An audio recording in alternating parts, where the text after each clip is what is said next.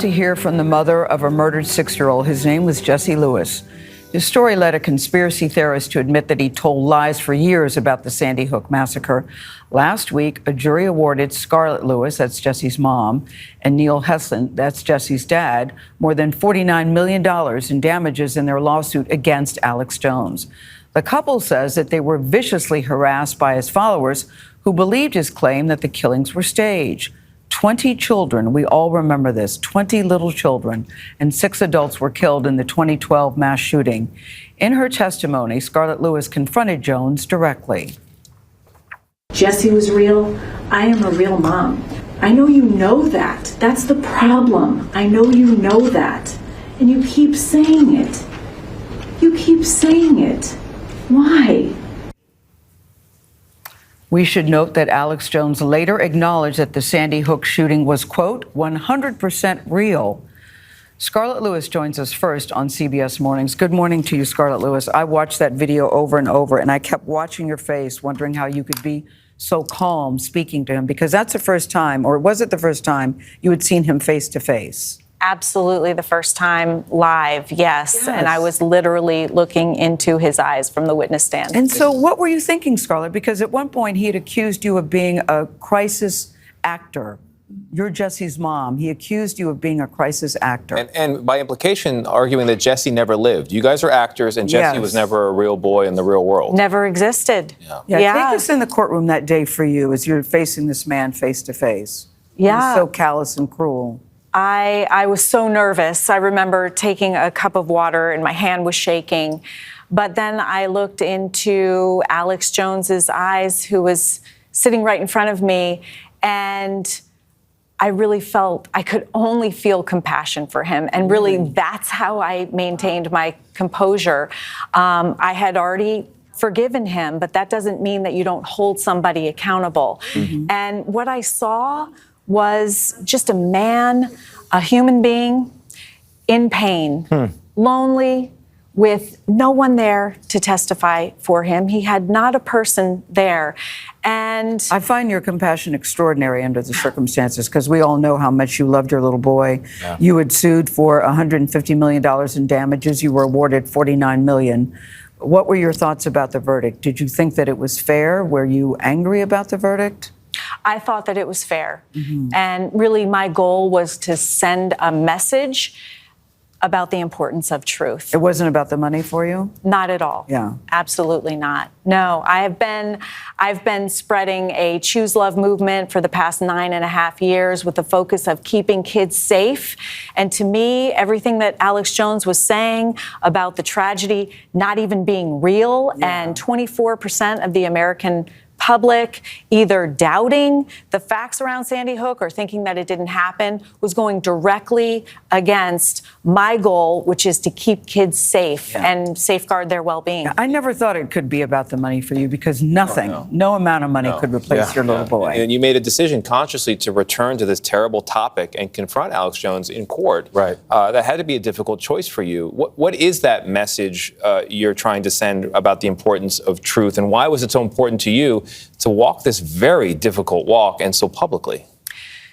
You know, I feel like I was standing up to my bully, a bully, just like my son had stood up to his bully, which was... What do you mean by that? Well, literally, Jesse stood up to the shooter who came into his first grade classroom at Sandy Hook Elementary School and saved 9 of his classmates' lives. How did he do that?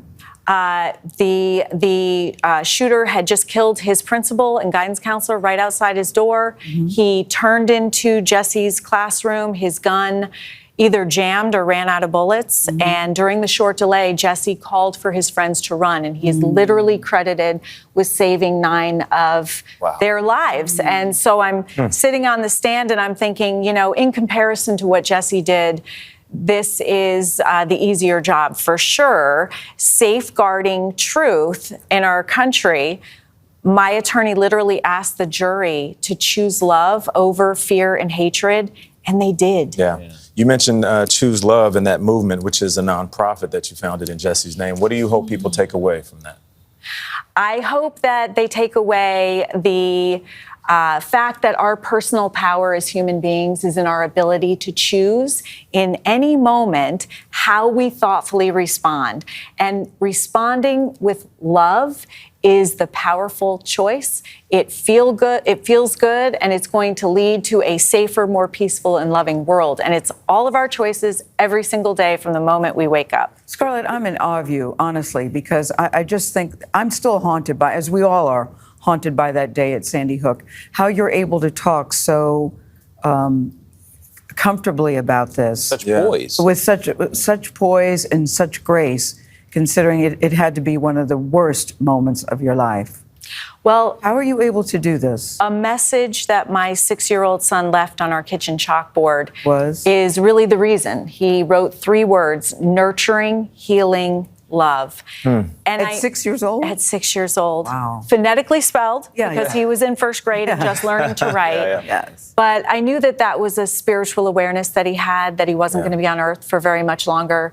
It was a message of comfort for his family and friends, but also inspiration. It's where we needed to turn in order to survive and thrive. Gail was asking how you deal and how you heal. We are in terrible times. I'll just call it what it is. Seems like we're talking about a mass shooting on a weekly basis. Over 350 since Sandy Hook 9.5 years ago. It might hit us differently because it hasn't impacted us. We're just delivering the news to our viewers. But to you, when you read another story, turn on the news, you see another story about a mass shooting, how does that affect you? It's devastating. It's devastating, and it makes me double down on my efforts because I am literally trying to change our direction in our country towards truth and love and away from fear and hate.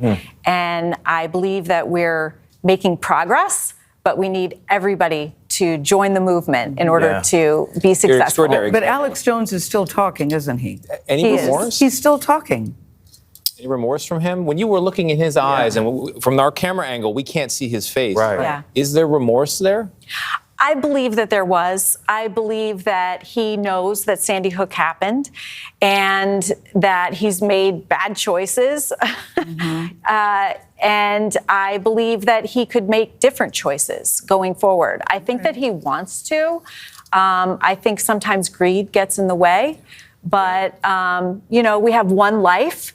And we're here really to love and support one another. And I hope that he makes that decision. I know that he knows now that it is a choice that he can make. Yes. Yeah. All right. And I have Scarlett. hope. Let me in awe just of say you, this. too. It's not a surprise that Jesse wrote the word nurturing on the chalkboard at your house. He didn't get that way by himself. Right. He didn't get that way by himself. Right. Scarlett, thank you so much Thank for coming you. and talk to us this morning.